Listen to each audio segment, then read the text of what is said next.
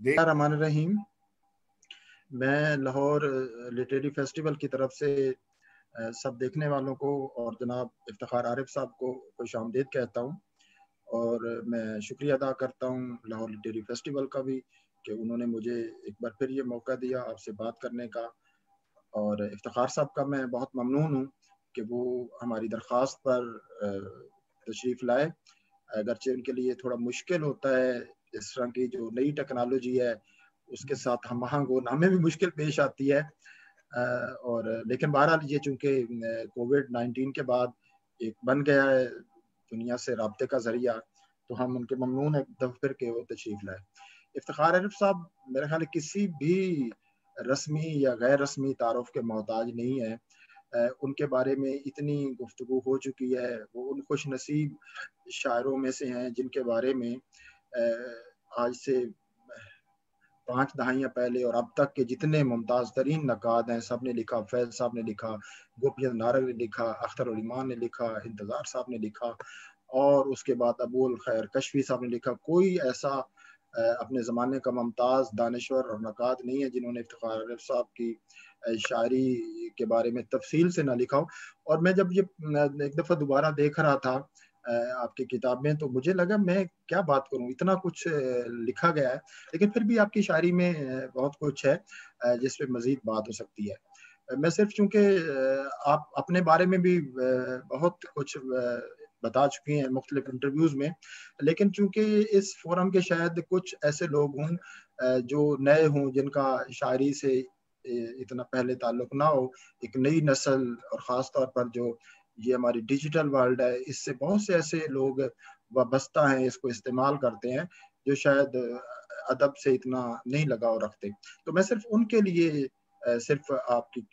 بتانا چاہتا ہوں کہ افتخار عارف صاحب لکھنؤ سے بنیادی طور پر ان کا تعلق تھا، اور وہاں سے یہ 1965 میں پاکستان تشریف لے آئے، اور یہاں پھر وہ پہلے ریڈیو سے، پھر ٹی وی سے، اور اس کے بعد BCCI لندن وہاں اردو مرکز سے وابستہ رہے، اور پھر پاکستان کے جو بڑے ادارے ہیں، اکادمی ادبیات ہے، پرانا مقتدرہ قومی زبان، اس سے ایک طویل عرصہ تک ان کی وابستگی رہی۔ تو انہوں نے قومی سطح پر بہت سی خدمات انجام دی، اور ان کا جو بنیادی حوالہ ہے وہ شاعری ہے، اور شاعری میں افتخار عارف صاحب نے بالکل ایک اپنی جو آواز ہے اور اپنے جو مضامین ہیں، اپنا لہجہ ہے، یعنی شاعری کی پہچان کے جتنے زاویے ہو سکتے ہیں انفرادی پہچان کے، وہ سب ان کے یہاں بہت ہی نمایاں ہے۔ میرے دو نیم ان کی پہلی کتاب تھی، پھر حرف بار یاب آئی، اس کے بعد شہر علم کے دروازے پر نہیں، اس سے پہلے جہان معلوم آئی، اور پھر کتاب دل و دنیا، اور انگریزی میں ترجمہ 12واں کھلاڑی کے نام سے ان کی نظموں کا، پھر آکسفورڈ سے ایک انگریزی نظموں کا مجموعہ، پھر فیض صاحب کے نام، فیض صاحب کے افتخار عارف صاحب کے نام جو خطوط تھے وہ شائع ہوئے۔ افتخار عارف صاحب نے اگرچہ لکھا زیادہ نہیں ہے، اگر ان کی کتابوں کی تعداد دیکھیں اور ان میں نظمیں اور غزلیں دیکھیں تو زیادہ نہیں ہے، لیکن جتنا لکھا ایک ایک لفظ، ایک ایک حرف وہ ایک اس قابل ہے کہ وہ زندہ رہے اور زیر بحث آتا رہے۔ افتخار عارف صاحب کا تعلق اپنے زمانے کے تمام ان بڑے لوگوں سے رہا، فیض صاحب سے بہت گہرا ان کا تعلق رہا۔ میں آپ سے میں زیادہ لمبی بات نہیں کرتا، میں چاہتا ہوں کہ آپ زیادہ سے زیادہ بات کریں، لیکن میں آغاز یہاں سے کرنا چاہتا ہوں کہ میں مضمون پڑھ رہا تھا نارنگ صاحب کا آپ کے بارے میں، تو انہوں نے لکھا ہے کہ آپ کی شاعری میں اودھی زبان کا آپ کا چونکہ تعلق اس کلچر سے ابتدا میں تھا، تو ظاہر زمین آپ کے حوالہ بہت ہے، آگے در بدری ہم ان سب پہ بات کریں گے، کربلا کا استعارہ، ان سب پہ ایک ایک کر کے بات کریں گے، لیکن میں آغاز یہ کرنا چاہتا ہوں کہ نارنگ صاحب نے لکھا ہے کہ آپ کے ہاں اودھی کا ایک خاص رنگ آیا، اور خاص طور پر جو طویل بہر کی آپ کی غزلیں ہیں ان میں ہے۔ تو میں پوچھنا یہ چاہتا ہوں کہ لکھنؤ جس کو آپ نے چھوڑا، اور لکھنؤ جو ایک تہذیب اور تمدن کا ایک بہت بڑا مرکز تھا جس کو کلونیل پیریڈ میں ایک بدنام کیا گیا، اور اس کی جو شہرت تھی وہ ایک اور طرح سے قائم کی گئی، حالانکہ بر صغیر بلکہ جنوبی ایشیا کے جو تمدن میں اس شہر نے بہت اہم حصہ لیا۔ تو آپ اس شہر سے ان کا تعلق تھا، پھر آپ پاکستان آئے، تو آپ کی شاعری میں خاص طور پر کیسے آپ خود اپنا تجزیہ کرتے ہیں کہ وہ اس لکھنؤ کا کلچر، لکھنؤ کے لوگ اور لکھنؤ کی شام غریباں وہ کیسے آئے، اور وہاں کیا لکھنؤ سے باہر جو اودھ کا کلچر تھا وہ کیسے آیا؟ بسم اللہ الرحمن الرحیم. ڈاکٹر صاحب آپ کا بہت احسان مند ہوں، اور لاہور لٹریری فیسٹیول والوں کا انہوں نے یاد فرمایا اور مجھے عزت بخشی. آپ نے اس قدر تفصیل سے تعارف کروایا کہ میں شرمندہ ہو رہا تھا. یہ جو قصہ ہے میرے بچپن کا اور میرے پس منظر کا، اس نے بنیادی طور پر مجھے شاعری سے بہت قریب کیا. لکھنؤ جو میرے زمانے کا تھا وہ اس کو آپ نے صحیح فرمایا کہ وہ مشرقی تمدن کا آخری نمونہ وغیرہ اس کو کہا گیا، اور کہا گیا کہ وہ سمجھیے اپنے زمانے میں بہت بڑا کلچرل سینٹر تھا. مگر میں نے جو لکھنؤ دیکھا وہ زوال آمادہ بھی نہیں بلکہ ایک منہدم تہذیبی صورتحال تھی. مگر جیسا کہ ہوتا ہے کہ بڑی تہذیبیں معدوم ہوتے ہوتے بھی اپنے اندر بہت سی شناختیں رکھتی ہے. چنانچہ میں نے اپنے زمانے کے لکھنؤ میں شاعری کو زندگی کا حصہ دیکھا، مشاعروں کو زندگی کا حصہ دیکھا، کلاسیکی موسیقی کو اور رقص کو اور جو دوسرے فنون ہیں مصوری کو، ان کو زندگی میں شامل دیکھا. ان کو کوئی سمجھیے علیحدہ سے کوئی چیز زندگی سے جدا نہیں دیکھی. چنانچہ ہر محلے میں شاعری اور مشاعرے اور شاعر. اچھا ظاہر ہے کہ ایک بچہ جب تشکیل کے مرحلے سے گزر رہا ہے تو اپنے اطراف میں دیکھتا ہے کہ یہاں جوش ملیح آبادی بھی ہیں اور جعفر علی خان اثر بھی ہیں اور مسعود حسن رضوی بھی ہیں اور سجاد ظہیر اور احتشام حسین بھی ہیں اور مجاز بھی ہے اور ترقی پسند تحریک کی آوازیں بھی ہیں. تو یہ سب جب دیکھتا ہے تو ظاہر ہے اس سے متاثر بھی ہوتا ہے. اور میرا ایک تعلق کیونکہ ایک پسماندہ طبقے سے تھا تو میرا ایک بنیادی مسئلہ یہ بھی تھا کہ میں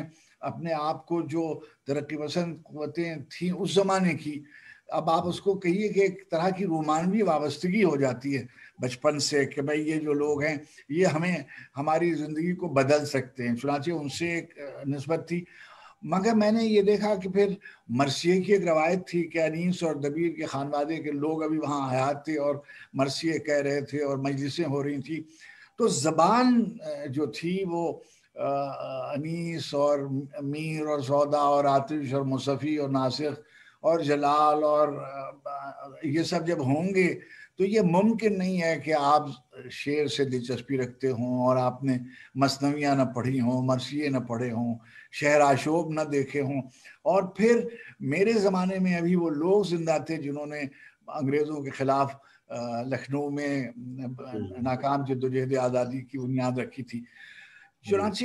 ایک خاص طرح کے تشکیلی عناصر تھے جن کی میں شناخت تو نہیں کر سکتا،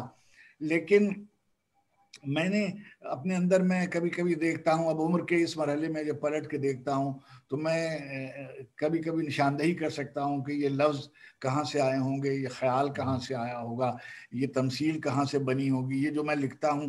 دیکھیے زبان کا آنا جو ہے وہ بھی ضروری ہے، لفظوں کا آنا بھی ضروری ہے. مگر میر انیس نے ایک جگہ لکھا کہ تلوار کاٹتی ہے مگر ہاتھ چاہیے، اس کو برتنے کا سلیقہ چاہیے. لفظ کی شناخت اور زبان پر دسترس، میں سمجھتا ہوں کہ جو شعریات مشرق پر اگر آپ نظر ڈالیں تو آپ کو اندازہ ہوگا. خیر یہ جب آپ اگلے سوالوں پہ آئیں گے تو بات اس پہ ہوگی. مگر یہ سب چیزیں تھیں. میں بچپن سے شعر سمجھتا تھا اور مجھے کلاسیکی شعراء میں بہت سی نظمیں اور غزلیں یاد تھیں اور شاید ابھی بھی یاد ہیں. وہیں محفل سما سے میں نے فارسی کی طرف محفل سما کے راستے سے میں نے رجوع کیا، اس لیے کہ اس زمانے میں محفل سما میں اردو وغیرہ کی غزلیں یا نظمیں نہیں پڑھی جاتی تھی، عام طور پر کلاسیکی فارسی شعراء کا کلام. تو یعنی سمجھیے اوزان کا اور موزونیت طبع میں پیدا ہو گئی تھی. پھر شاید پڑھنے لکھنے نے اور توفیق الہی اس کے اوپر ہوگی. جب میں آیا پاکستان تو مجھے ریڈیو پاکستان کا اور ٹی وی کے زمانے میں میرے ایسے دوست مجھے میسر آئے کہ جو ظاہر شاعر تھے اور میرا کام شعبے سے تھا. تو میں نے مشاعروں میں شرکت شروع کی، نشستوں میں بیٹھنا شروع کیا اور شعر پڑھنے شروع کیے، اور پھر میں نے دریافت کرنا شروع کیا کہ شاید میرے ایک بزرگ دوست تھے اور کرم فرما سلیم احمد، انہوں نے مجھ سے کہا کہ تم کو ایک بات طے کر لینی چاہیے کہ تم زندگی میں کیا کرنا چاہتے ہو.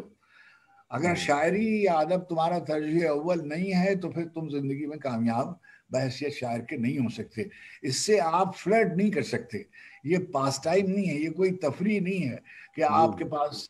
وقت ہے تو آپ نے شعر لکھ لیا، اور آپ کے پاس وقت ہے تو آپ نے تھوڑا سا گانا گا لیا وغیرہ. نہیں، یہ کل وقتی کام ہے. اگر آپ ادب میں اپنی پوری زندگی نہیں لگا سکتے تو پھر آپ کوئی اور کام کریں. چنانچہ میں اس میں دعویٰ نہیں ہے، میں نے جو کچھ مجھ سے ہو سکتا تھا، جیسے آپ نے فرمایا بالکل درست ہے، اور میں اس کا مجھے ادراک بھی ہے اور اعتراف بھی ہے، اور مگر مجھے شرمندگی نہیں ہے. میں نے کم لکھا ہے، بہت کم لکھا ہے، لیکن یعنی اب میں اپنی گویا صفائی میں پیش نہیں کر رہا ہوں، مگر یہی کچھ مجھ سے ہو سکتا تھا. اور میرا یہ عقیدہ ہے کہ زیادہ لکھنا، بہت زیادہ لکھنا یہ بھی کوئی معیوب بات نہیں ہے، لیکن شاید بہت کم لکھنا بھی کوئی بہت ایسی معیوب بات نہیں ہے. اگر آپ نے اچھا اب دیکھیے غالب کے اردو کلام کی جو نوعیت ہے وہ 2321 شعر ہے مستند اشعار سمیت. اتنے شعر تو ہمارے بعض دوست روزانہ لکھتے ہیں. جی جی صحیح کہا ہے، میں سمجھ گیا ہوں کس کی طرف اشارہ ہے. اچھا وہ اشارہ کسی طرف نہیں ہے، مگر جیسے میر نے بہت لکھا اور اچھا لکھا، اب اقبال نے بہت لکھا اور اچھا لکھا، مگر کم زیادہ لکھنا جو ہے. مگر میں نے آپ صحیح کہہ رہے ہیں، میں نے کم، شاید نہیں، 3-4 جی چھوٹی. میں تو اس کو ایک بہت ہی آپ کو ایک خراج تحسین پیش کر رہا تھا کہ آپ نے کم لکھا ہے، اور میرا خیال ہے آپ اس بات کو بہت اچھی طرح جانتے ہیں، کم از کم آپ کے شاعری کا جو بھی سنجیدہ کاری ہوگا کہ جو کچھ لکھا گیا ہے بہت ایک گہرے اس کے ساتھ لکھا گیا ہے، اپنی گہری وابستگی کے ساتھ لکھا گیا ہے، اور اس میں اندر وہ موجود نظر آتا ہے. شعر وہ برائے شعر گفتن والا معاملہ نہیں ہے، بلکہ وہ شعر کے پیچھے ایک بہت سے مسائل ہیں. آپ کی شاعری میں کچھ ایسے مسائل، ایسے سروکار ہیں جو شاید دوسروں کے ہاں نہیں ہیں یا بہت کم ہیں. اگرچہ آپ کے بارے میں ایک نقاد نے یہ بھی لکھا کہ آپ کے ہاں فیض صاحب کی جو رومانویت اور احتجاجی رنگ ہے یہ ایک تھا، لیکن آپ نے اس کو آگے عبور کرنے کی کوشش کی، اور وہ شروع سے ہی آپ کے یہاں میرے دو نیم سے ہی نظر آنا شروع ہو جاتا ہے کہ وہ فیض صاحب سے آپ کا تعلق اپنی جگہ پہ، اور ترقی پسندی سے بھی شروع کی وابستگی اپنی جگہ پہ، لیکن ہر جو اہم لکھنے والا ہوتا ہے وہ جتنی فادر فگرز ہوتی ہیں ان کو رفتہ رفتہ عبور کرتا ہے، پہلے ان کے ذریعے آئیڈینٹیفائی کرتا ہے، پھر ان سے آگے جاتا ہے. یعنی بچہ باپ کی پہلے انگلی پکڑتا ہے، پھر اس کے بعد اس کی انگلی چھوڑ کے وہ اپنے راستے پہ جاتا ہے. تو وہ تو آپ کے ہاں یہاں موجود ہے. اچھا اس میں جو بہت بنیادی سروکار ہے نا، ایک بڑا جو ویسے 5-7 ہیں جو میں نے دریافت یا نوٹ کیے، خاص طور پر بات کروں گا آج، ایک سب سے بڑا جو رہتا ہے وہ ہے در بدری کا. 20ویں صدی کے ویسے سارے ادب میں ہمیں ایک ڈسپلیسمنٹ بہت نظر آتی ہے، اور آپ کے ہاں یہ در بدری ایک عذاب کے طور پر آتی ہے کہ ہر ایک سے پوچھتے پھرتے ہیں تیرے خانہ بدوش، عذاب در بدری کس کے گھر میں رکھا جائے. اب یہ بڑا مطلب بہت ایک ملٹی لیئر شعر ہے کہ عذاب در بدری کس کے گھر رکھا جائے. تو یہ آپ کیا سمجھتے ہیں کہ اس کا تعلق صرف آپ کی اس ہجرت کے تجربے سے، پھر آپ ہجرت کو رزق کے ساتھ جوڑتے ہیں، اس پہ میں بعد میں بات کروں گا، اور آپ کے یہاں ایک جو تناؤ ہے تخلیقی سطح پر آپ کے اندر بھی جو شاید ہوگا تو اس لیے وہ آپ کی شاعری میں منعکس ہے. لیکن یہ جو عذاب در بدری، خانہ بدوشی یا تنقیدی اصطلاح میں یہ جو ایک ڈسپلیسمنٹ کا ایک تصور ہے، اور جس کا رشتہ پھر آگے آدم کے جنت سے در بدر ہونے سے لے کر تاریخ میں ہمارے ہاں بھی ہجرت کے تصورات در بدری، پھر دوسری قوموں کے ہاں بھی یہ نظر آتے ہیں، اور پھر اس کا رشتہ اس جو جنوبی ایشیا میں ایک ڈسپلیس اس کے ساتھ جڑتا ہے. تو اس کے بارے میں کچھ آپ کہیے، آپ کی شاعری میں جو یہ در بدری کا جو اور خانہ بدوشی کا جو مضمون آیا ہے. ڈاکٹر صاحب آپ نے اس کی طرف بہت صحیح اشارہ فرمایا. جو ہماری 20ویں صدی کا بڑا ادب ہے یا اچھا ادب ہے، اس کا ایک بڑا حصہ امیگرینٹ لٹریچر کا ہے، اور وہ اس قدر اہم ہے کہ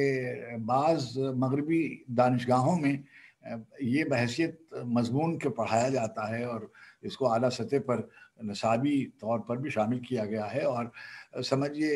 امریکہ میں بھی اور یورپ میں بھی اس پہ بہت کام ہوا ہے، ہمارے ہاں جیسے کہ نہیں ہوا۔ میری شاعری کے سلسلے میں یہ بات ہوتی ہے،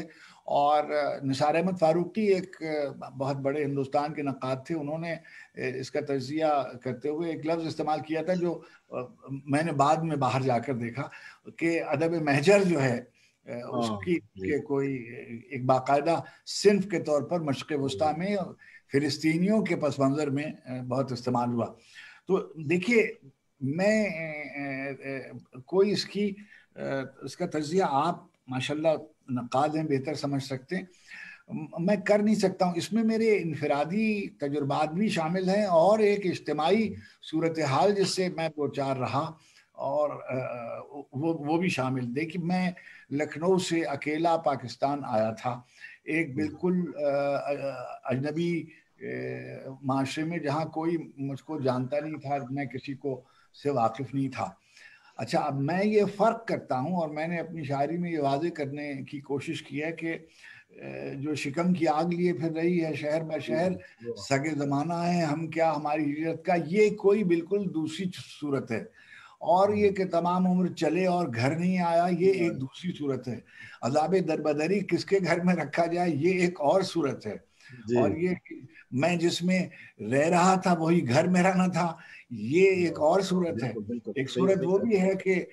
میرے خدا مجھے اتنا تو معتبر کر دے، میں جس مکان میں رہتا ہوں اس کو گھر کر دے۔ تو یہ جو ایک مضمون ہے اس کی کئی جہتیں ہیں، اور جو شعر آپ نے پڑھا کہ تمام خانہ بدوشوں میں مشترک ہے یہ بات، سب اپنے اپنے گھروں کو پلٹ کے دیکھتے ہیں۔ تو یہ جو یہ سارے قصے ہیں، لیکن میں نے کسی یعنی مضمون کو مضمون بنا کر شاید نہیں لکھا۔ جب مجھے محسوس ہوا کہ یہ میری صورتحال ہے تو میں نے اس کو لکھا۔ جی جی، نہیں بہت عمدہ آپ نے، آپ چونکہ خود ایک صاحب نظر ہیں تو اس لیے اپنی شاعری کا تجزیہ بھی میرے خیال آپ نے بہت عمدگی سے پیش کیا ہے، اور اس کے جو مختلف شیڈز ہیں اس دربدری کے، وہ دربدری ایک طرح کی نہیں ہے، وہ کئی طرح کی دربدری ہے، وہ بھی آپ کے ہاں آئی ہے۔ ایک چیز اور، انتظار صاحب نے آپ کے بارے میں بڑی دلچسپ بات لکھی، وہ کہتے ہیں کہ آپ نے اپنی شاعری میں جو کربلا کو بطور استعارہ استعمال کیا، اور سب سے اچھا کام تو ظاہر ہے نارنگ صاحب نے کیا اس موضوع پر، اور سب سے زیادہ ان کی کتاب کا حصہ جو ہے وہ آپ کے بارے میں ہے۔ تو اس میں انہوں نے لکھا ہے کہ انیس اور افتخار عارف صاحب کے درمیان میں اقبال آتے ہیں۔ اقبال نے جو امام حسین کا جو ایک استعارہ تھا اور اس واقعے اس کو بالکل بدل دیا، لیکن میں سمجھتا ہوں جوش ملی آبادی کا بھی اس میں ایک حصہ ہے، انہوں نے اس میں شامل کیا۔ تو آپ کے اور انیس کے درمیان جو اقبال آتے ہیں، اور یعنی آپ نے انیس نے جو کچھ میں اپنے مراسی میں کہا، آپ نے صرف اس کو دہرایا نہیں ہے بلکہ اس کی جو علامتی اہمیت اقبال کے ہاں ایک وضع ہوئی، آپ اس کو آگے لے کے چلے آئے۔ اور میرا خیال ہے آپ کی شاعری میں جو مزاحمتی حصہ ہے، اور یہ اس پہ عجیب بات ہے، کام ہوتی ہے، میں آپ کی نظموں میں اور آپ کے غزلوں میں دیکھ رہا تھا، اصل میں لوگ شاعری کو شخصیت کے حوالے سے دیکھتے ہیں، یہ اس سے بڑے مسائل پر، تو آدمی کی جو شخصیت سے زیادہ اس کے اندر کی جو ایک ذات ہوتی ہے وہ زیادہ اہم ہوتی ہے، تو وہ شاید اس سے یہ نتیجہ خاص کرتے ہیں، اور آپ کی وہ جو شاعری کا جو مزاحمتی رنگ ہے وہ اتنا اجاگر نہیں ہوا جتنا ہونا چاہیے تھا، حالانکہ یہ بہت ہے۔ اور اس مزاحمتی رنگ میں ایک جو سب سے ایک کہنا چاہیے موٹیو ہے، بڑا اسٹرانگ موٹیو، وہ امام حسین کا ہے، اور یہ سب سے زیادہ۔ تو اس کا کیا صرف لکھنؤ اس کا سبب ہے، یا آپ سمجھتے ہیں کہ آپ پاکستان کے جس معاشرے میں اور اردو کے جس معاشرے میں شاعری کر رہے تھے، پاکستان بننے کے بعد جتنے وہ خواب ٹوٹے جو اس ملک کو بنانے والے تھے، اب تک وہ ہم کرچیاں اس کی چن رہے ہیں، تو اس کے ساتھ وہ لنک صاف نظر آتا ہے۔ پھر امت مسلمہ کی صورتحال کے ساتھ بھی اس کا ایک لنک نظر آتا ہے۔ خود آپ کی شاعری کا ایک مذہبی حصہ بہت اہم ہے، اور وہ یعنی نظر انداز نہیں کیا جا سکتا، پورا ایک حصہ ہے پورا آپ کی غزل کے ساتھ۔ اور میں ایک اور چیز ضرور یہ کہنا چاہوں گا، آپ کی شاعری کے میں نے دیکھا 3 حصے ہیں باقاعدہ، ایک طرف مذہبی اور عقیدتی شاعری ہے، دوسری طرف غزل کی شاعری، تیسری طرف نظم کی شاعری ہے، لیکن ان تینوں کی جو باؤنڈریز ہیں وہ کئی جگہ آپس میں ملتی ہیں، وہ باؤنڈریز جو بڑی فلوئڈ ہیں۔ آپ کی غزل میں وہ چیزیں آتی ہیں جو وہاں مذہبی شاعری میں. اور یہاں مجھے لگتا ہے اقبال کا شاید ایک آپ کے سامنے ایک شاید رہا ہوگا. اقبال اس حوالے سے راساز تھے کہ انہوں نے جو مذہبی علامتیں تھیں ان کو غزل میں لے آئے. تو لیکن آپ بالکل اور پرسپیکٹو میں. تو کیا یہ امام حسین کا جو استعارہ ہے یہ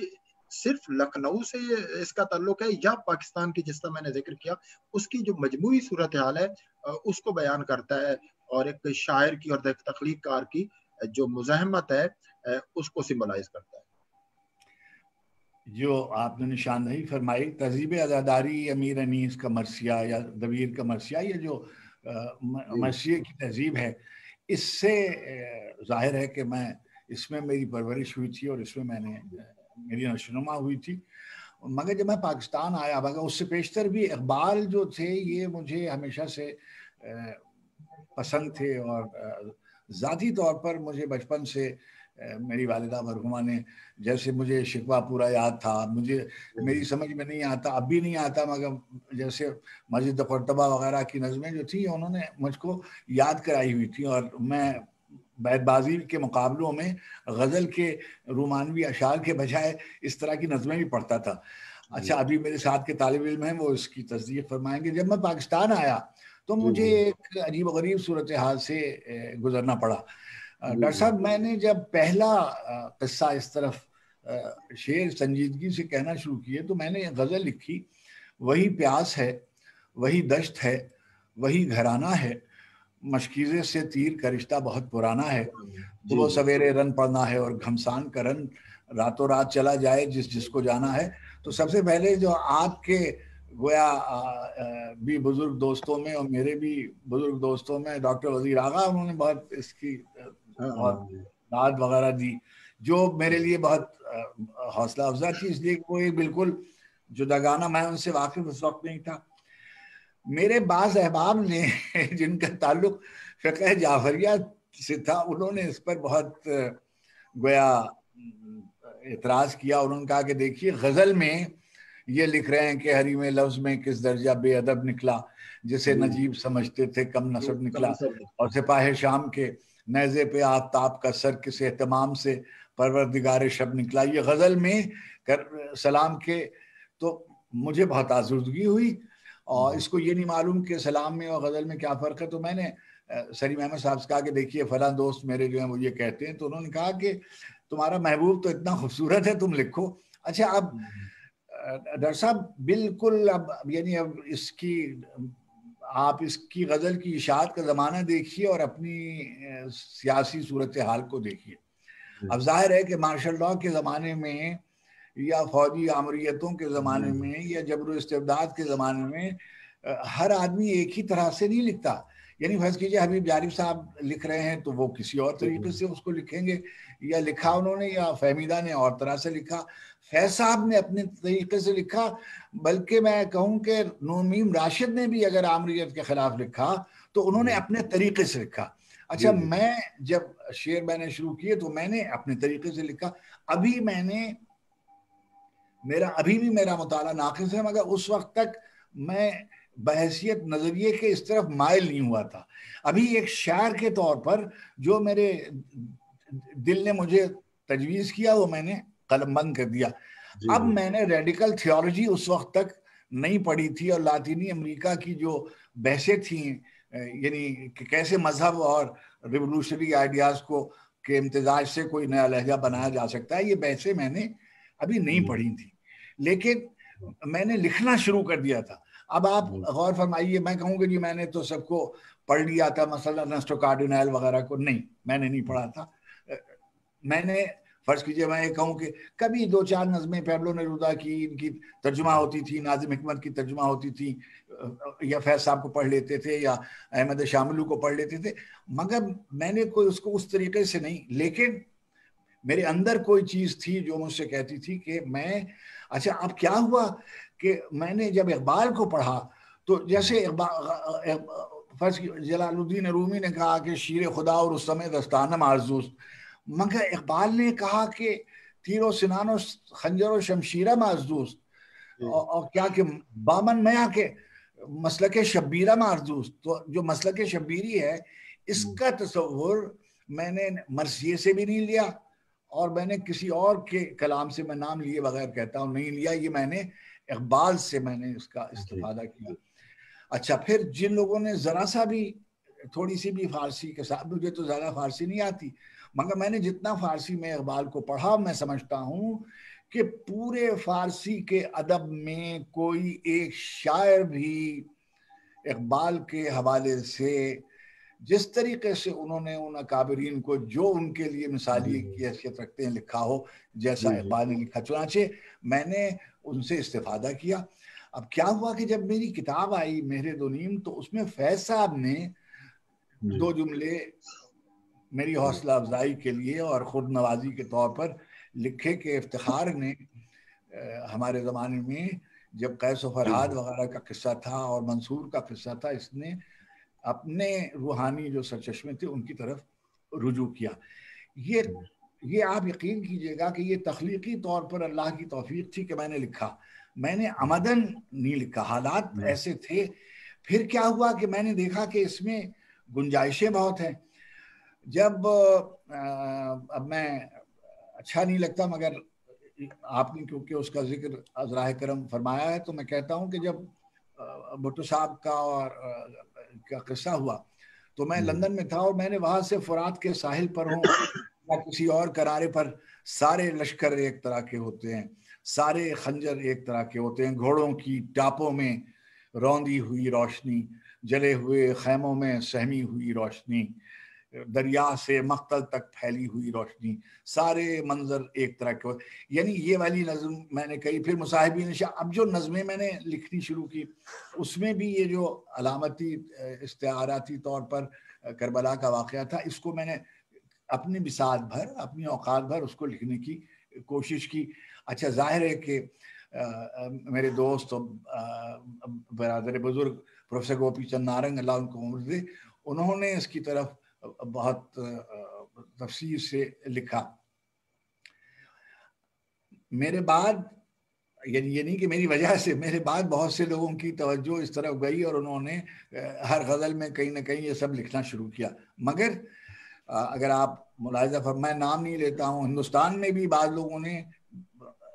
اور پاکستان میں بھی، اگر آپ تاریخ دیکھیں گے اشاعتوں کی تو آپ کو اندازہ ہو جائے گا کہ میں نے اس میں جیسا بھی تھا وہ میں نے ایک طرف، آپ نے اشارہ کیا مذہبی شاعری کی طرف، میں یہ کہتا ہوں کہ میرا ایک وجود ہے، اس وجود میں میری بہت سی شناختیں ہیں۔ میری ایک شناخت یہ ہے کہ میں انسان ہوں، میری ایک شناخت یہ ہے کہ میں مسلمان ہوں، میری ایک شناخت یہ ہے کہ میں پاکستانی ہوں، میری ایک شناخت یہ ہے کہ میں سندھی ہوں، میری ایک شناخت یہ ہے کہ میرا گھر کراچی میں ہے، میں ایک خاص طرح کا آدمی ہوں، میں محبت کرتا ہوں، میں نفرت کرتا ہوں، کچھ میرے عشق ہیں، ان کی تفصیل ہے۔ تو میرے وجود میں جو کچھ شامل ہے میں نے اس کو کسی فیشن کے طور پر نہیں لکھا، میں اللہ کے وجود کو اندر اپنے محسوس کرتا ہوں تو میں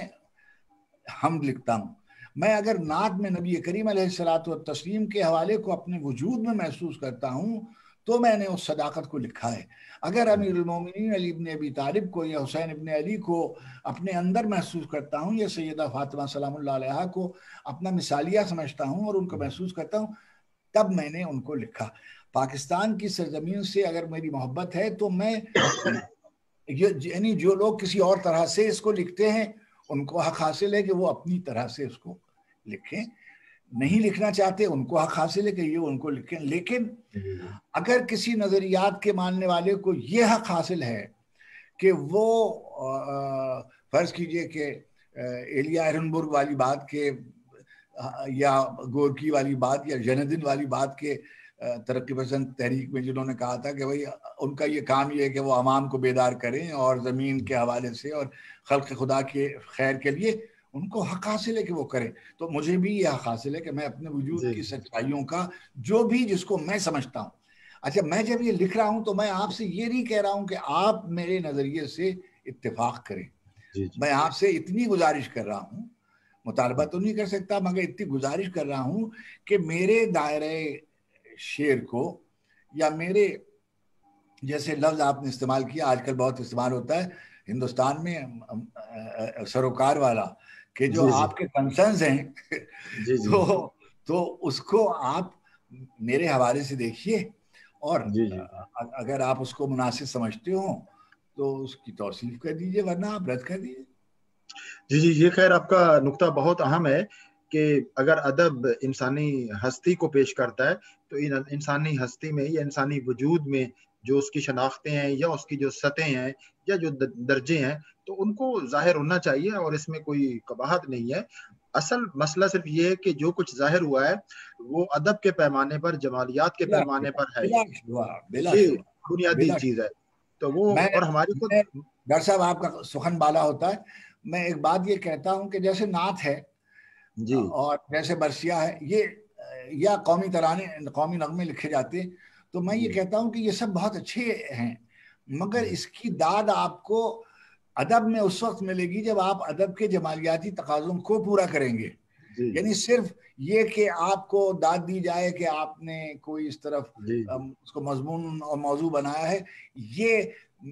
میں سمجھتا ہوں ممکن ہے نقطہ نظر ہو، میرا یہ نقطہ نظر نہیں ہے۔ جی نہیں بہت اچھا۔ اچھا ایک چیز جو آپ کی شاعری میں جن سروکار کو ہندو بھی استعمال، خیر کوئی بات نہیں، ہم بھی استعمال کر دیں، ہمارا ان سے بہت تہذیبی رشتہ ہے اس سرزمین سے بھی، ہم تو اب جنوبی ایشیا کہتے ہیں، جنوبی ایشیا میں رہنے والے سارے۔ تو آپ کے یہاں ایک رزق کا جو تصور ہے وہ مثلا ترقی پسندوں کے یہاں معیشت کا ذکر ہے، لیکن آپ کے یہاں آپ کی شاعری میں خاص طور پر جو رزق ہے، جیسے کہاں کے نام و نسب، علم کیا، فضیلت کیا، جہان رزق میں توقیر اہل حاجت کیا، یہ میں خاص پوچھنا چاہتا ہوں۔ جو رزق کا اصطلاح اور جہان رزق کو جو آپ اپنی غزل میں خاص پر لایا ہے، تو اور یہ جس طرح غزل میں آپ دوسری مذہبی علامتوں کو لایا تو ان کو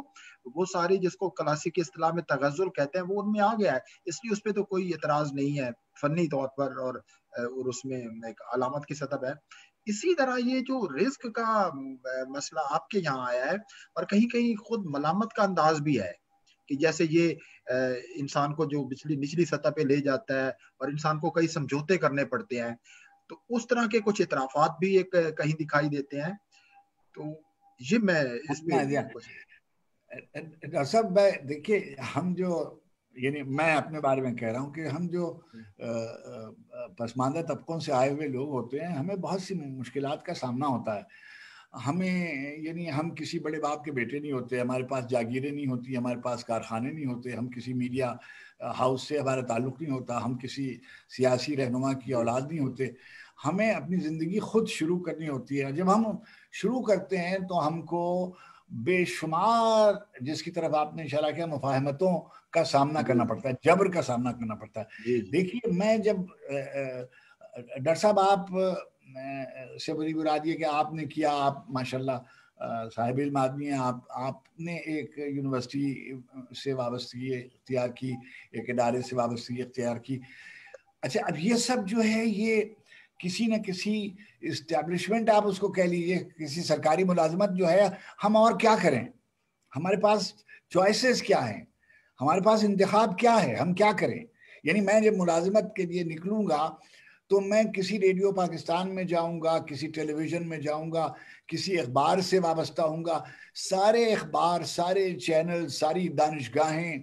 سارے ادارے کسی نہ کسی گویا صاحب تمول کے چشم ابرو کے اشارے پہ کام کرتے ہیں، اور آپ اپنے آپ کو رومانوی انداز میں جو چاہیں لکھ دیں، مگر آپ کو کسی سطح پر، ایک دفعہ میں جب مجھے بہت اپنے اوپر تعصب ہوتا تھا، میں نے غزل لکھی، کوئی جنوں کوئی سودا نہ سر میں رکھا جائے، بس ایک رزق کا منظر نظر میں رکھا جائے، اسی کو بات نہ پہنچے جسے پہنچنی ہو، یہ التزام بھی عرض ہنر میں رکھا جائے۔ ہمارے ایک کرم فرما دوست تھے، انہوں نے کہا یہ کتوں کا کام ہے۔ ٹھیک ہے جی، کوئی جنوں کوئی سودا نہ سر میں رکھا جائے، بس ایک رزق کا منظر نظر میں رکھا جائے۔ وہ صبح سے شام تک صاحبان ثروت کی خوش آمدیں کرتے تھے تاکہ شام کی شراب مہیا ہو جائے اور شام ان کی اچھی گزر جائے۔ ہمیں یہ کہہ رہے تھے کہ ہم صبح سے شام تک ٹی وی میں محنت نہ کریں، اس لیے کہ وغیرہ وغیرہ وغیرہ۔ اچھا اب یہ سب جو ہے یہ سب کرنا پڑتا ہے۔ اچھا جب آپ کو یہ کرنا پڑتا ہے. رزق کی مصلحت جو ہوتی ہے, جو رزق کی مصلحت کا اسیر آدمی جو ہے اس کو یہ سب کرنا پڑتا ہے, وہ مانے یا نہ مانے. دیکھیے میں نام لیے بغیر اداروں کے کہہ رہا ہوں کہ اس وقت جتنے میڈیا چینلز ہیں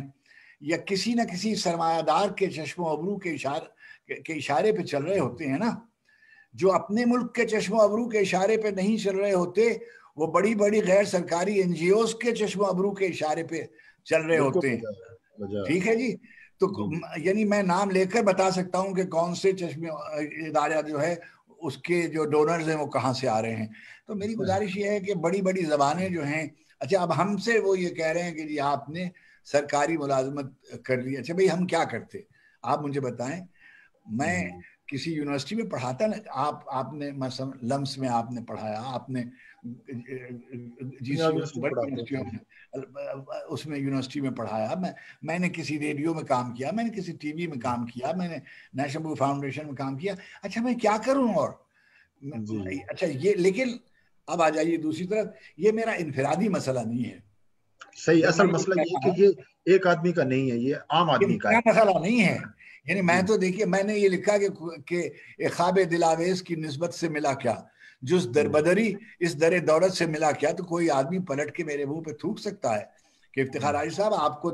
آپ تو چیئرمین رہے مقتدرہ کے اور اکیڈمی کے اور نیشنل بک فاؤنڈیشن کے اور ای سی او کے, آپ یہ کیا کہہ رہے ہیں. تو یہ میں اپنے بارے میں نہیں کہہ رہا ہوں, یہ ایک ایسی بات ہے کہ میں اپنے حوالے سے کہہ رہا ہوں. یہی ہے کہ جس کا آپ نے کہا کہاں کے نام و نسب, علم کیا, فضیلت کیا, جہان رزق میں توقیر اہل حق. دیکھیے اقبال نے لکھا کہ مانگنے والے گدا ہیں, شاہ و سلطان سب گدا. یعنی جو کہیں پر اپنے حصول رزق کے لیے مثلا اگر غالب قصیدہ لکھے, مثلا غالب قصیدہ لکھیں تو ٹھیک ہے, اگر میر کسی جگہ جائیں تو ٹھیک ہے. اگر اچھا فرض کیجئے کہ میں یہ کہوں کہ اچھا آپ نے تو فرض کیجئے ملازمت اختیار کی, فلاں کی اور فلاں کی اور فلاں, یہ سب کہنے کی باتیں یہ ایک, لیکن پڑھے لکھے لوگوں کا یہ مسئلہ ہے کہ انہیں اپنے رزق کے لیے, اپنی زندگی کے لیے دست نگر رہنا پڑتا ہے. تین نسلوں تک لوگ ہمارے, دیکھیے ناصر عباس صاحب, اس ملک میں جو نظام رائج ہے اس میں میں اس ملک کے اعلیٰ ترین سلیکشن بورڈز میں گیا ہوں. میں نے دیکھا ہے کہ چھوٹے شہروں کے اور محروم صوبوں کے بچے جب سلیکشن بورڈ میں تشریف لاتے ہیں اور صرف اس وجہ سے ریجیکٹ ہو جاتے ہیں کہ ان کی انگریزی کی گفتگو کرنے کا سلیقہ ان کو وہ سا نہیں آتا جو انگریزی اسکول میں پڑھے ہوئے. تو آپ یہ چاہتے ہیں کہ مشرقی پاکستان میں کیا ہوا, ان کے بچے نظر انداز ہوتے تھے نا, ان پہ اقتصادی ظلم ہوتا تھا کہ نہیں ہوتا تھا. یہی آپ نے کیا. آپ بلوچستان کے بچے یا سندھ کے انٹیریئر کے بچے یا خیبر پختونخوا کے بچے جو ہیں وہ اس طرح کی انگریزی نہیں بول سکتے جیسی لاہور اور اسلام آباد اور کراچی کے بچے بول سکتے ہیں. چنانچہ وہ کبھی بھی آگے نہیں آ سکتے, کبھی بھی صاحبان اختیار میں وہ بچے کمپیٹ ہی نہیں کر سکتے جو مثلا سٹی اسکول کے یا فوربلز کے یا بیکن ہاؤس کے نہ ہوں. تو ایک نظام ایسا ہے. تو میں اگر یہ کہہ رہا ہوں کہ بھائی کیا ہے, اب ہمارے بچے کیا کریں, ہمارے بچے کلرک بھی نہیں ہو پاتے, ہمارے بچے یعنی 2 وقت کی روٹی کے لیے بھی ان کو حاصل نہیں ہوتی. اور اگر ہم یہ کہیں کہ جی کیا کریں کہ کہاں کے نام و نسب, اچھا فرض کیجئے ایک زمانہ تھا کہ بھائی یہ فلاں کے بیٹے ہیں یا فلاں کے بیٹے ہیں فلاں, میں تو کسی یعنی یہ بھی ہمارے لیے نہیں ہے. اچھا دیکھیے نام و نسب بھی انہی لوگوں کے لیے ہیں جو جاگیردار ہیں, وہ بتاتے ہیں کہ میں ان کا پوتا ہوں اور میری جاگیر وہ تھی اور میری خانقاہ وہ تھی اور میں اس گدی کا جانشین ہوں اور میں اس کا سجادہ نشین ہوں. یہ جو خانقاہوں پہ قابض لوگ ہیں, یہ کرگس کا نشیمن, عقابوں کے نشیمن میں جو کرگسوں کا بسیرا ہے, یہ آپ دیکھ رہے ہیں. تو یہ ایک صرف اور صرف جو صاحبان علم ہیں ان کے لیے کیا امکانات ہیں اس معاشرے میں, یہی نا کہ آپ استاد ہو جائیں, آپ صحافی ہو جائیں, باقی تو جو مراعات یافتہ طبقہ ہے وہ طبقہ اشرافیہ کے لیے. جی نہیں وہ بات بالکل بہت اچھی آپ نے وضاحت کر دی کہ رزق خاص طور پر عام طبقوں سے جو تعلق رکھنے والے لوگ ہیں رزق کے حصول میں جس طرح انہیں اپنی توقیر اپنی عزت کے حوالے سے سمجھوتے سب کو کرنے پڑتا ہے. صرف یہ ایک آدمی کا مسئلہ نہیں ہے, اس طبقے سے تعلق رکھنے والے کروڑوں اربوں انسانوں کا یہ مسئلہ ہے. تو ظاہر ہے شاعر جو ہوتا ہے, تو میں پھر یہ کہوں گا کہ ہمیں بطور قاری اور اس روش کو بدلنا چاہیے کہ ہم ہر شعر کو شاعر کی ذاتی ایک سماجی عمری کے طور پر نہیں دیکھنا چاہیے, اور اس کو ذرا دوسرے وسیع پرسپیکٹو میں دیکھنا چاہیے. آپ کے یہاں شاعری میں مٹی کی محبت کا بہت ایک حوالہ ملتا ہے, اور اس حوالے سے آپ کے یعنی آپ ان خوش نصیب شاعروں میں سے ہیں جن کے کئی اشعار زبان زد عام ہوئے, جو ہماری سیاسی صورتحال سے تعلق بھی رکھتے ہیں, ہماری عمومی سماجی صورتحال سے بھی تعلق رکھتے ہیں, انسانی رشتوں کے حوالے سے, گھر کے حوالے سے, در بدری کے حوالے سے کئی ملتے ہیں. تو آخری میں یہ اس پہ بات کرنا چاہتا ہوں, پھر ہم آگے کچھ آپ کی نظم پہ بات کریں گے اور کچھ پھر ایک آپ کا جو ایران میں قیام رہا اس حوالے سے. یہ بتائیے کہ یہ مٹی کی جو محبت ہے, مٹی کی محبت میں ہم آشفتہ سروں نے وہ قرض اتارے ہیں کہ واجب بھی نہیں تھے. یہ پہلے بھی آپ نے تھوڑی سی بات کی, لیکن میں زیادہ یہ چاہتا ہوں خاص طور پر یہ جو مٹی کی محبت ہے, کہیں خاک کا ذکر بھی آیا ہے, خاک اور افلاک کا بھی آپ کے یہاں ایک آتا ہے, اور وہاں جہاں خاک اور افلاک کا آتا ہے آپ ہمیشہ خاک کو زیادہ اہمیت دیتے ہیں. میرا خیال اس کا بھی تعلق اگر ہم دیکھیں انٹرنل جو تعلق ہے وہ اس رزق کے ساتھ بھی بنتا ہے, وطن کے ساتھ بھی بنتا ہے. مٹی بہت ایک گہرا اور ایک تہدار ایک استعارے کے طور پر آتا ہے. اس حوالے سے ایک گزارش ہے کہ جو مٹی ہے اس سے مراد صرف وہ خاک نہیں ہے جس جو گرد و غبار کی صورت رہی ہوتی ہے. جب ہم کہتے ہیں مٹی تو اس سے مراد ہماری ہوتی ہے وہ سرزمین جس میں ہم رہ رہے ہوتے ہیں, اس کا وسیع, اس کی تاریخ, اس کا عقیدہ, اس کی لوگ داستانیں, اس کی تہذیب, یہ کلچرل جو پہلو ہے مٹی کے لیے ایک لفظ استعمال ہو جاتا ہے. اچھا, اب اس کو میں نے کئی طرح سے, اب جیسے کراچی کا میں رہنے والا ہوں اور سندھ میری مٹی ہے, اب میں نے اس میں لکھا کہ یہ کیا کہ خاک ہوئے ہم جہاں وہیں کے نہیں, جو ہم یہاں کے نہیں ہیں تو پھر کہیں کے نہیں. اچھا, اب کیا یہ ایک سوال ہے جو ایک خاص پس منظر میں کیا جاتا ہے, یہ اس کا جواب دینے کی کوشش کی گئی ہے کہ دیکھیے یہ جو وطن عزیز ہے اس میں ہمیں پناہ,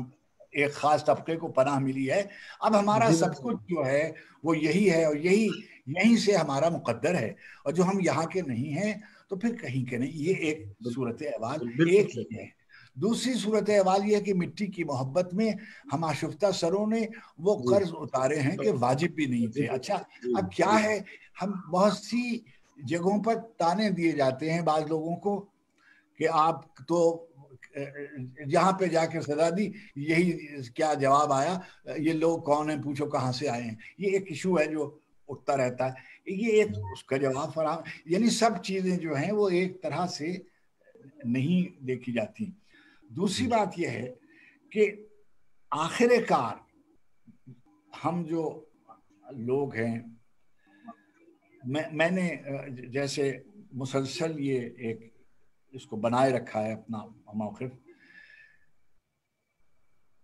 کہ جو ہجرت ہے اس کا تصور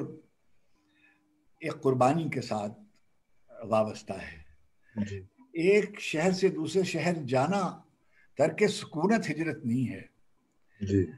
ایک کسی اعلیٰ آدرش کے لیے کسی جگہ سے کسی جگہ منتقل ہونا, کسی ایک نظریے سے کسی دوسرے نظریے میں منتقل ہونا, یہ ہجرت کے تصور میں جو اللہ کے رسول صلی اللہ علیہ وسلم کی ذات گرامی سے ایک بڑا لفظ منسلک ہوا,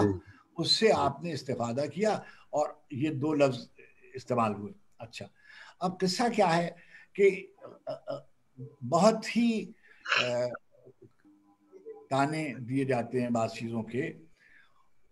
اس کی وضاحت کرنی چاہیے. دیکھیے ڈاکٹر صاحب, آپ کسی گاؤں میں پیدا ہوئے, ابھی پچھلی تحریروں میں جو مجھے سب سے زیادہ آپ کی ایک تحریر نے متاثر کیا جس میں آپ نے اپنے چچا کے انتقال پر جب آپ نے ان کو پہنائی دستار, اس کا تذکرہ کیا, ٹھیک ہے. اچھا, اب یہ کیا ہے, یہ جو دستار بندی ہے مجھے بہت ہی اس میں جو اچھا اب فرض کیجئے کہ آپ یہ کہیں کہ بھئی یہ ہماری روایت ہے، اس روایت کا احترام واجب ہے، اس روایت میں بہت کچھ ہے، یہ صرف وہ دستار جو ہے وہ ایک یعنی سوتی کپڑے کا ایک لباس نہیں، کپڑا نہیں ہے، جی جی جی وہ ایک روایت ہے، ایک روایت جو منتقل آپ کر رہے ہیں، ایک روایت جو آپ کسی کو نظر کر رہے ہیں، ٹھیک ہے جی، چھوٹی چھوٹی سی چھوٹے چھوٹے سے لفظ ہوتے ہیں، اس سے میں نے مثلا حضور کے سلسلے میں ڈاکٹر صاحب میں نے طالبان کے گویا رائز سے بہت پہلے ایک شعر لکھا تھا، شہر گل کے، میں یہ دیکھ رہا تھا کہ یہ ہونے والا ہے، شہر گل کے خس و خاشاک سے خوف آتا ہے، جس کا وارث ہوں اسی خاک سے خوف آتا ہے، شہر گل کے خس و خاشاک سے خوف آتا ہے، جس کا وارث ہوں اسی خاک سے خوف آتا ہے، رحمت سید لولاک پہ کامل ایمان، امت سید لولاک سے خوف آتا ہے۔ ہم جب انتہا پسندی کو یا دہشت گردی کی مذمت کر رہے ہوتے ہیں تو ہم کسی دینی روایت کی مذمت نہیں کر رہے ہوتے، ہم اس رویے کی مذمت کر رہے ہوتے ہیں جو انسان دشمنی پر مبنی ہے اور وغیرہ وغیرہ وغیرہ۔ تو میں نے اس کو کوئی اچھا ظاہر ہے کہ ڈاکٹر صاحب یہ بھی ہو سکتا ہے کہ میں نے کبھی کوئی شعر ایسے لکھا ہو جس میں وقتی طور پر کوئی ایک جذباتی لب و لہجہ بھی ہو، اس کو بھی آن کرنا چاہیے۔ سمندر کے کنارے ایک بستی رو رہی ہے، سمندر کے کنارے ایک بستی رو رہی ہے، میں اتنی دور ہوں اور مجھ کو وحشت ہو رہی ہے۔ میں کہوں کہ نہیں یہ شعر کراچی کے بارے میں نہیں ہے تو میں جھوٹ بولوں گا۔ مقدر ہو گیا ہے بے در و دیوار رہنا، کہیں طے پا چکا ہے شہر کا مسمار رہنا، کہیں طے پا چکا ہے شہر کا مسمار رہنا۔ تو اب یہ جو مثلا جو پچھلے دنوں آپ کی سنی ہوئی غزل ہے کہ تماشا ختم ہوگا، جی جی یہ تو سدا بہار ہے پاکستان کی، لگتا ہے پوری جو تاریخ ہے، بلکہ پاکستان کی تاریخ کے پیچھے جس کو کمپیٹنس کہتے ہیں نا، جہاں سے تاریخ کی ساری پرفارمنس آ رہی ہے، یہ آپ کی غزل تو اس سے متعلق ہے، بہت لازوال ہے کہ کوئی دیکھیے میں مسلسل اپنے بعض نظریاتی دوستوں سے یہ بات کہتا ہوں کہ میں کوئی پولیٹیکل ایکٹیوسٹ نہیں ہوں، میں شاعر ہوں، اور بحیثیت شاعر کے میں کسی صورتحال کو جیسے دیکھتا ہوں، میں شاعر کو دیکھیے میرے کچھ جسمانی تجربات ہیں اگر میں ان کو لکھتا ہوں، اور میرے کچھ روحانی تجربات ہیں میں ان کو لکھتا ہوں، کچھ میرے سیاسی تجربات ہیں ان کو لکھتا ہوں، ممکن ہے آپ کا اس سے اتفاق نہ ہو، لیکن میں جس طرح سے دیکھتا ہوں بحیثیت شاعر اس کو نقل کرنے کی کوشش کرتا ہوں بس۔ اچھا وقت ہمارے پاس کم ہے، میں صرف اب پہلے تو میں اور سوال کرنا چاہتا لیکن ایک چھوٹا سا سوال، پھر اس کے بعد آپ آخر میں آپ سے کچھ کہیں گے کہ آپ کچھ ارشاد فرمائیے کچھ شعر۔ ایک تو یہ کہ آپ شاعری پہ بات کر رہے ہیں، تو آپ جو ہماری اس وقت کی شاعری ہے اردو میں خاص طور پر ہو رہی ہے، ایک سوال یہ اٹھایا جا رہا ہے کہ اب فکشن اتنا غالب آتا جا رہا ہے اور شاعری شاید کچھ پسپا ہوتی جا رہی ہے۔ اب یہ نوبل جو پرائز ہے یہ ملا ہے شاعری کو، تو بعض لوگ اس کو بھی دیکھتے ہیں کہ شاید یہ شاعری کو پوری دنیا میں ایک طرح سے زندہ رکھنے کی کوشش ہے، ورنہ زیادہ تر فکشن۔ تو ایک تو یہ کہ کیا یہ بات درست ہے کہ شاعری کسی حد تک فکشن کے مقابلے میں، یا فکشن کے مقابلے میں شاعری کو لانا بھی ٹھیک ہے یا نہیں؟ اور دوسری بات یہ کہ جو معاصر پاکستانی شاعری ہے اس کو ایک عمومی نظر سے آپ کیسے دیکھتے ہیں اس وقت؟ میں مختصراً دو ایک جملے آپ سے گزارش کروں کہ جو معلوم تاریخ جو ہے اس میں زبانیں اور صدیاں، زمانے اور زمینیں اپنے شاعر کی وجہ سے پہچانی جاتی تھی۔ ہومر کا زمانہ، ورجل کا زمانہ، کالی داس کا زمانہ، حافظ کا زمانہ، تلسی داس اور سورداس کا زمانہ۔ پھر یہ ہوا کہ ناول آنے لگا، آگے آنے لگے، فکشن والے آنے لگے، یہ ہارڈی کا زمانہ ہے، یہ ٹولسٹائے اور گورکی کا زمانہ ہے، یہ فرض کیجئے جین آسٹن کا زمانہ ہے۔ پھر کیا ہوا کہ اب عالم یہ ہے کہ پیبلو نیرودا اور آکٹاویا پاز جیسے بڑے شاعر بھی گیبریل گارسیا مارکیز اور ماریا یوسا سے کو دبا نہیں سکے، اور وہ جو فکشن نگار تھے لاطینی امریکہ کے उन्होंने अपना सर उठाया और 21वीं सदी में नॉवेल जो था वो समझिए शायरों से एक तरह से आगे निकल गया। अब जो बीबी जिनको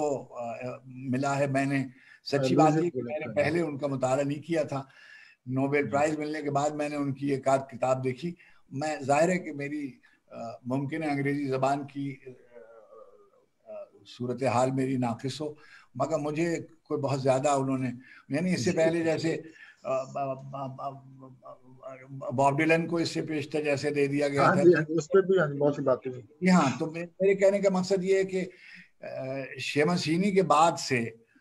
शेमसीनी जब मिला था तो वो तो एक ऐसे शायर थे जिन्हें आप कॉम्पिटेंट इंग्लिश पोएट के तौर पर मैं देखता हूँ। उसके बाद मैंने नहीं देखा कि कोई, ये बिल्कुल आप सही कह रहे हैं। जहाँ तक पाकिस्तानी सूरत हाल का ताल्लुक है, कोई 2000 से पहले से 1960-70 की दहाई के बाद से उर्दू में सिर्फ अजीम शायर पैदा हो रहे हैं। इसमें कोई और दर्जा नहीं है। जितने शायर पैदा हो रहे हैं सब अजीम शायर हैं। अच्छा, इसमें बेचारे वो जो बहुत अच्छे शायर हैं वो भी गोया नजरअंदाज हो रहे हैं। यानी मसलन फर्ज कीजिए कि मैं कहूँ कि भाई खुर्शीद रिजवी हमारे बहुत अच्छे शायर हैं, या इजहारुल हक बहुत अच्छे शायर हैं, या अनवर शऊर हमारे बहुत अच्छे शायर हैं, या मसलन नौजवानों में बाज लड़के हैं बहुत। अब मैं नाम सबके लूंगा और एक नाम जिसका रह गया उसने मेरी जान ले ली।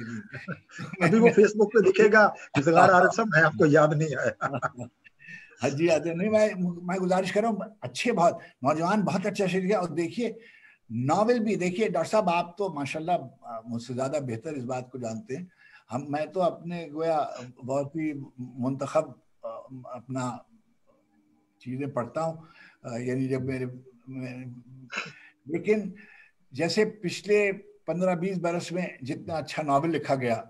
यानी पोस्ट मिर्जा अतहर बेग जो नॉवेल है, या पोस्ट मुसलसल आप कह लीजिए, बहुत अच्छा नॉवेल लिखा गया है नहीं? और इतना अच्छा नॉवेल आप कह रहे हैं कि आप कह रहे हैं कि वो पोस्ट हो गए हैं, उसके बाद अच्छे आए हैं। मरवाएंगे आप मुझे। देखिए वो तो मेरा दोस्त है और दोनों बुजुर्ग, यानी आप देखिए वो तो कितना उनके, मैं ये कहता हूं कि जो हर आदमी की किस्मत में तौफीक होती है अल्लाह की तरफ से, और फिर वो मेहनत करता है और पढ़ता है, लिखता है, देखता है दुनिया को। मैं एक मिसाल देता हूँ कि एक मक्खन है थोड़ा सा, आप चाहें तो उसको 8 स्लाइसेस पे लगा लें का, और बाद में स्लाइसेस पे छुरी फेरते जाए, उससे कोई फर्क नहीं पड़ता। लेकिन बहुत हमारे यहाँ नॉवेल बहुत अच्छा लिखे, और आजकल 4-5 नए लड़के ऐसे अच्छे आए हैं कि मैं आपसे क्या अर्ज करूं, नॉवेल में भी और शायरी में भी। अच्छा, बार बार कहा जाता है कि गजल जो है इसने बम वगैरह तोड़ दिया है और वगैरह, मगर मैं देखता हूँ 2-4 साल के बाद एक नया लड़का जो है वो गजल की किताब लिए खड़ा हुआ है और नहायत अच्छी गजल लिख रहा है। तो मैं तो अब हमारे पास 4-5 मिनट रह गए हैं आरिफ साहब। आप, मैं चाहता था कि बातें लंबी करते, लेकिन ज़ाहिर है वक्त मुकर्रर है, तो मैं चाहता हूँ कि आप एक आध गजल या अशार जैसे भी आप मुनासिब समझें कुछ सुना दें। आपके वैसे सारे शेर ही लगता है कि जैसे आज के बारे में है, हमारे बारे में है, तो जो आप पसंद फरमाएं। तो शायरी पे गुफ्तगू है तो उसका खात्मा शायरी पे होना चाहिए। जी, मैं आपके उठाए हुए सवालों के हवाले से लोगों की तफहीम में जैसा हूं वैसा क्यों हूं समझा सकता था, जैसा हूं वैसा क्यों हूं समझा सकता था मैं, तुमने पूछा तो होता बतला सकता था। हूं वैसा क्यों हूं समझा सकता था मैं, तुमने पूछा तो होता बतला सकता था मैं। आसूदा रहने की ख्वाहिश मार गई वरना आगे और बहुत आगे तक जा सकता था मैं। आसूदा रहने की ख्वाहिश मार गई वरना आगे और बहुत आगे तक जा सकता था मैं। कहीं कहीं से डॉक्टर साहब, कहीं कहीं से कुछ मिसरे, एक आध नज्म, کچھ شعر، اس پونجی پر کتنا شور مچا سکتا تھا میں، کہیں کہیں سے کچھ مصرے، ایک آدھ نظم، کچھ شعر، اس پونجی پر کتنا شور مچا سکتا تھا میں. جیسے سب لکھتے رہتے ہیں غزلیں نظمیں گیت، ویسے لکھ لکھ کر انبار لگا سکتا تھا میں، ایسے لکھ لکھ کر انبار لگا سکتا تھا. چھوٹی موٹی ایک لہر ہی تھی میرے اندر، ایک لہر سے کیا طوفان اٹھا سکتا تھا میں. ایک چھوٹی موٹی ایک لہر ہی تھی میرے اندر، ایک لہر سے کیا طوفان. ملے تو کیسے ملے منزل خزینہ خواب، ملے تو کیسے ملے منزل خزینہ خواب، کہاں دمشق مقدر کہاں مدینہ خواب. ملے تو کیسے ملے منزل خزینہ خواب، کہاں دمشق مقدر کہاں مدینہ خواب. جنوں کا ورد و وظیفہ نہ اسم اعظم عشق، جنوں کا ورد و وظیفہ نہ اسم اعظم عشق، تو پھر یہ کیسے کھلے گا طلسم سینہ خواب. جنوں کا ورد و وظیفہ نہ اسم اعظم عشق، تو پھر یہ کیسے کھلے گا طلسم سینہ خواب. جہاں جہاں کی بھی مٹی ہمیں پسند آئی، جہاں جہاں کی بھی مٹی ہمیں پسند آئی، وہیں وہیں پہ امانت کیا خزینہ خواب، وہیں وہیں پہ امانت کیا خزینہ خواب. یہ دیکھیے گا کہ خروش گریہ بے اختیار ایسا تھا، خروش گریہ بے اختیار ایسا تھا، تڑخ کے ٹوٹ گیا رات آبگینہ خواب. خروش گریہ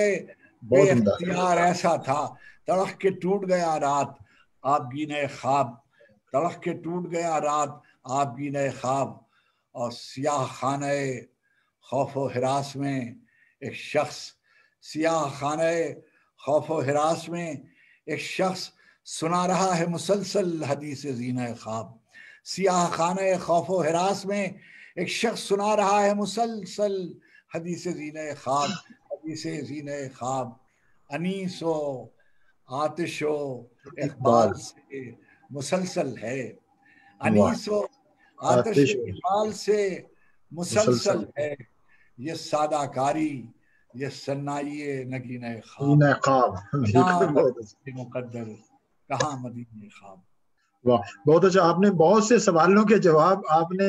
ان اپنے اشعار میں دے دیے. تو اب وقت چونکہ 1 گھنٹہ تھا اور 1 گھنٹہ ہو گیا ہے، تو میرا خیال ہے ہمارے سننے والوں نے بھی بہت ایک استفادہ کیا ہوگا. تو بہت شکریہ افتخار عارف صاحب،